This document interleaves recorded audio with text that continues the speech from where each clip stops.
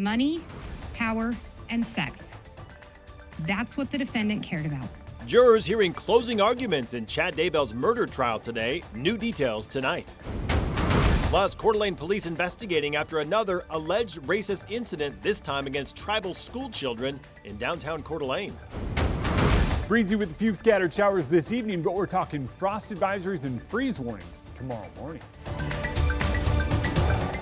Good evening and thank you for joining us for KREM 2 News at 5 tonight. I'm Mark Hanrahan. Whitney is off this evening. We start with some breaking news. Right now, level 3 go now evacuations are in effect for the town of Shawana in Grant County as a 20-acre wildfire is burning near State Route 243.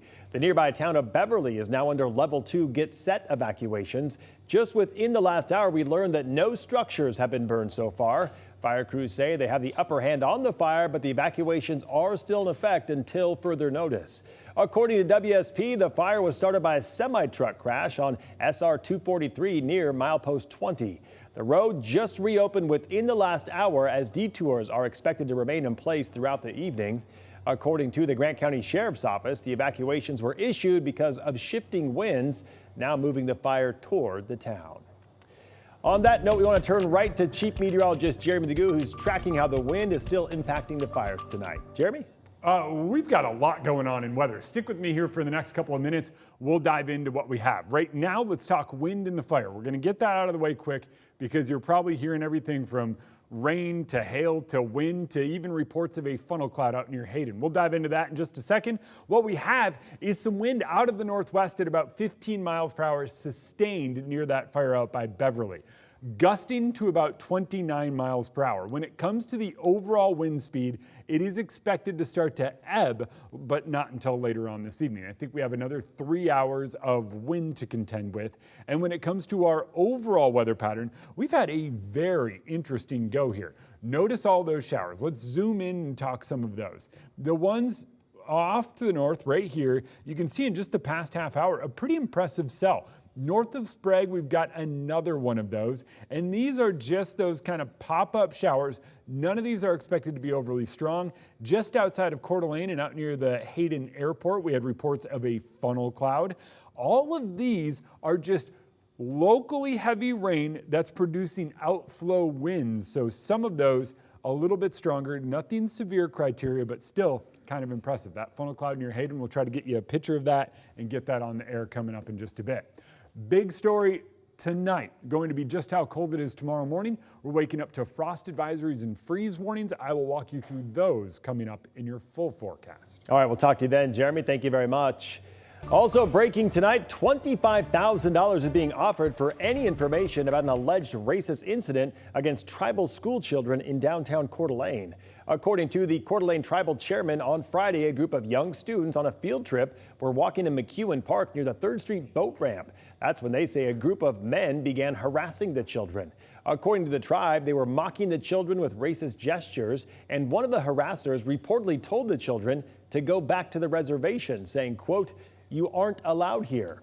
We called the Coeur d'Alene Police Department, who told us they were aware of the incident and are investigating. That tribe offering a reward for information that leads to identification and civil or criminal conviction of anyone involved. We're not going anywhere, and if they think that, if some people think some ugly words are gonna scare us and we're gonna go hide behind a rock, they got another thing coming. We're not hiding, we're not going anywhere. This incident comes just months after another racial incident in downtown Coeur d'Alene involving the University of Utah women's basketball team, who faced racial slurs as they walked down Sherman Avenue in Coeur d'Alene. Even with video and audio evidence of the incident, no charges were filed in that case. Turning now to a story that is gaining national attention. A transgender student from Spokane Valley won a Washington State track and field title over the weekend. KREM 2's Amanda Rowley joins us live in the studio tonight with more on what happened and the reaction it is now drawing. Amanda? Over the weekend, a transgender East Valley High School student won the girls' 400-meter race in the state championship. The winner's sex was assigned male at birth. Some critics say it's not fair that she won first place.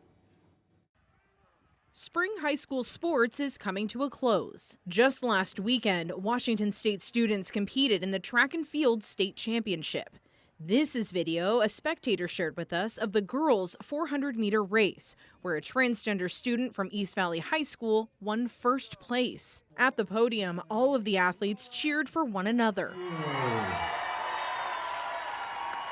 But when the winner's name was called, the stadium went almost silent, while the other athletes put their hands behind their back. And they must have been hurting and seething inside. Beth Duran-Siang shared these videos that she took at the meet. She told me she went there to protest a transgender athlete competing in women's sports. Beth is against this because she calls it a biological advantage. Sports is not about identity. It's about pure physical competition, and it should be fair. And we have girls' sports because boys' biology advantages them in many sports. Do you agree with that? Well, I think if that's what she said, I think that means that everybody would compete together. Boys and girls would be running races together. Former Spokane firefighter Maeve Griffith says she transitioned 8 years ago.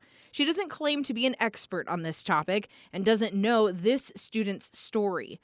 But Maeve does believe everyone should be able to compete with their gender. I don't know this person's story. I don't know how long they've been transitioning. I do know that I don't think anybody ever transitions from male to female in order to win medals. The Washington Interscholastic Activities Association, or WIAA, hosts the Washington State Championship.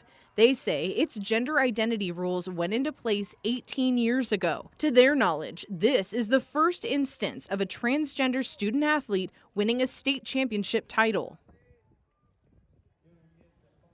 Now, we have reached out to East Valley School District to request an interview with the student. We'll let you know when she and her family responds to that request. Amanda Rowley, KREM 2 News. Amanda, thank you very much. Jurors heard closing arguments and are now deliberating Chad Daybell's murder trial today. He is the Eastern Idaho man accused of murdering his wife of nearly 30 years, Tammy, and two of his current wife's children, JJ and Ty Lee. Prosecuting attorney Lindsay Blake went through a timeline of Chad and Lori's relationship. She puts the argument that Chad was the mastermind behind the crimes. She read text messages between Lori and Chad in court today. About a month after Charles' passing, Lori's asking Chad, do you think there is a perfectly orchestrated plan to take the children?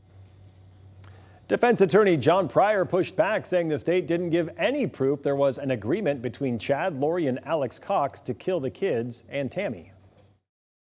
The prosecuting attorney talked about, oh, there was a plan, and insinuating to you, suggesting to you that this plan was to kill the children.